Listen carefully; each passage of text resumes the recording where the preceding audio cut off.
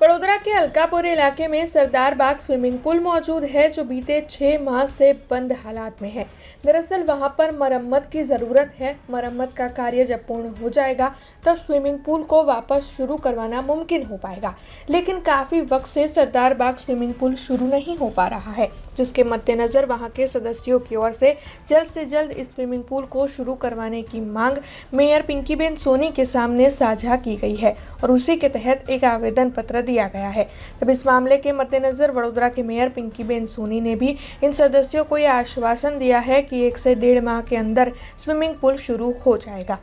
લગભગ જે Sardarbaug swimming pool છે જેમાં જમીનની અંદરથી ટાઇલ્સની નીચેથી પાણી ફૂટવાના શરૂ થવાના કારણે અને કોઈક જગ્યાએ ટાઇલ્સ તૂટેલી હોય, એકાદ બે સભ્યોને પગમાં ટાઇલ્સ તૂટેલી છે એવો અનુભવ થતાં તેમના દ્વારા રજૂઆત કરવામાં આવી, એટલે એને અત્યારે આપણે રિપેરિંગમાં લીધો છે, એટલા માટે બંધ કરવામાં આવ્યો છે। લગભગ 1.5 મહિના જેવી કામગીરી ચાલશે અને એની ટાઇલ્સ જે જરૂરી હશે તે ટાઇલ્સ બદલવાની, તો સાથે સાથે જે એનું ડાઇવિંગનું જે બોર્ડ છે એ ડાઇવિંગનું બોર્ડ પણ પૂર્ણપણે જર્જરિત થઈ ચૂક્યું છે અને એ જર્જરિત હોવાના કારણે કોઈને એના કારણે પણ કોઈ ઈજા ન થાય, આ બધી જ વસ્તુઓનો વિચાર કરીને અને સાથે સાથે જે જમીનમાંથી પાણી ફૂટે છે, કારણ કે એની બાજુમાં એક તળાવ આવેલું છે અને આ તળાવ કરતાં પણ સ્વિમિંગ પૂલની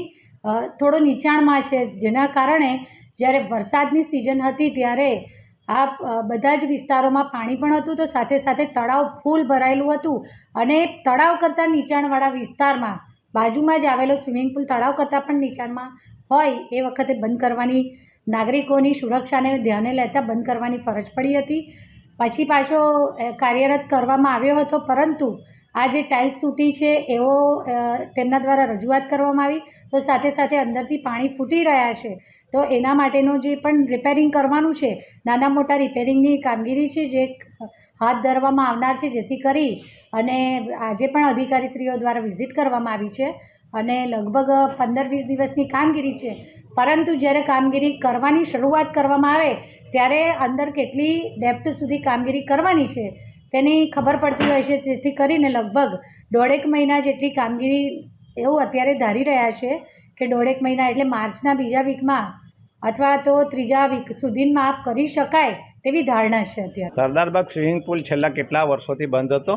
ત્યાર પછી કંઈ 2-4 મહિના માટે ચાલુ કરવામાં ફરી પાછો 6 મહિનાથી ગયા વખતે રેલ આવી ત્યાર પછી બંધ થઈ ગયો છે, તો હજી સુધી ચાલુ નથી થયો।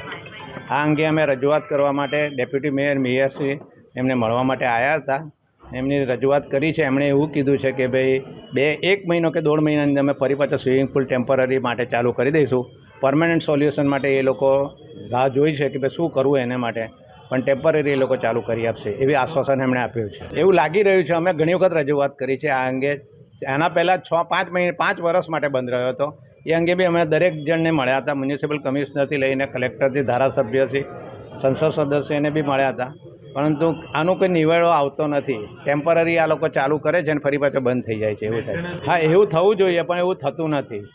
કારણ કે 6 મહિનાનો સમય થઈ ગયો। એમણે જો